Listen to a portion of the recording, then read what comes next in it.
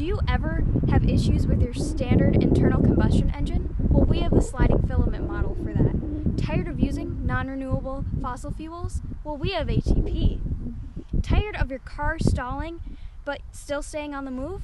We have rigor mortis. We found a solution to many of your engine-related problems. The standard sliding filament model is the perfect solution to many of these issues. We have designed an engine easy enough for anyone with a brain to use. I don't see how this mechanism can be so much better than my car. First of all, my car starts with only the turn of the key in. Now let me just stop you there. With the sliding mechanism, it all starts with the impulse from the motor neuron. So what?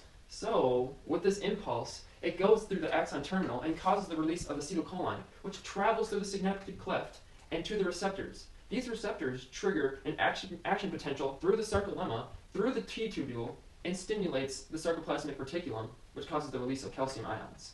Okay, I see your point, but you've explained all these steps to me. It seems like we haven't gotten to the main action yet. This mechanism must take forever.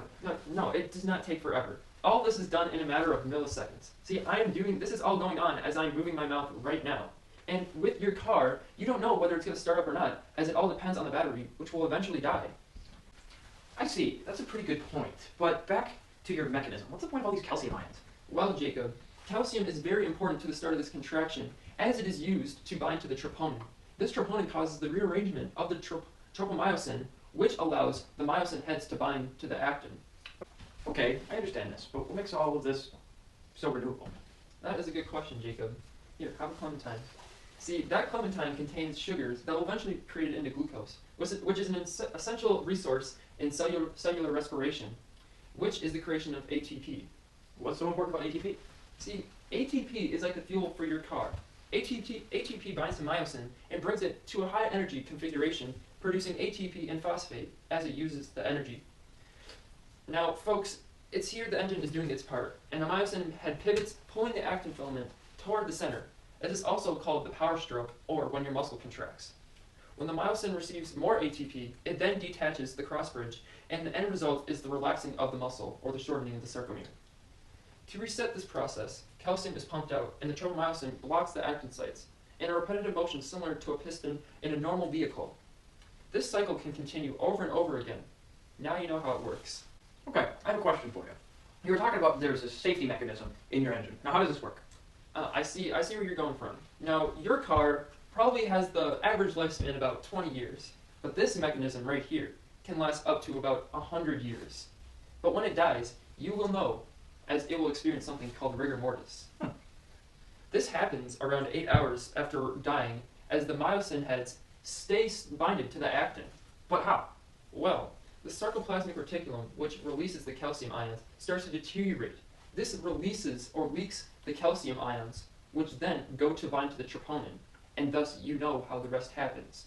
But then when the ATP that is remaining in the body is used to bind and create the cross bridge between the actin and myosin, it creates the cross bridge, but there is not enough to overthrow the calcium and break it, thus keeping the muscle contracted.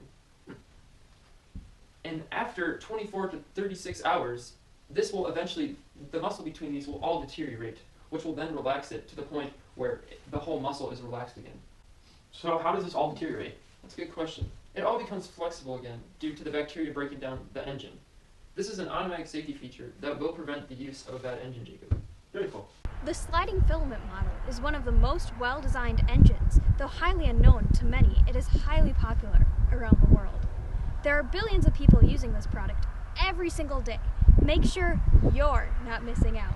With a renewable source of energy, a fail-safe mechanism, and highly tested product, you know that the sliding filament model is the most effective engine on the market today, hence the reason why you should be using it. To order this product, call 1-800-MUSCLES. Once again, call 1-800-MUSCLES.